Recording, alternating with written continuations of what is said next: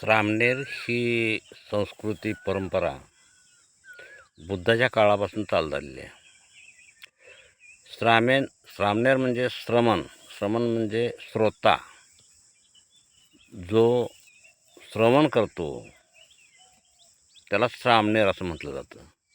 ही श्रामणेर ही परंपरा बुद्धाच्या काळात चालू झाली. राजे महाराजे हे सुद्धा वर्षाला श्रामणेर होत होते, दरवर्षी. त्याचं कारण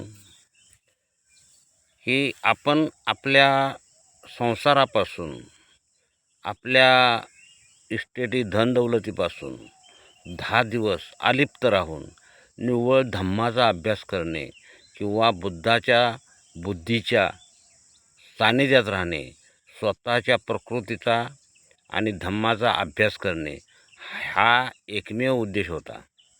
आणि त्या काळात राजे हे सुद्धा दरवर्षी होण्याचं कारण की आयुष्यात वर्षातून एकदा 10 दिवस आपल्या संसाराचा, आपल्या इस्टेटीचा, आपल्या धनदौलतीचा त्याग करून 10 दिवस धम्माचा अभ्यास केला जात होता. म्हणून याला श्रमण संस्कृती किंवा श्रामणेर असं म्हटलं जात होतं. तर ही परंपरा बुद्धाच्या काळापासून चालत आलेली आहे.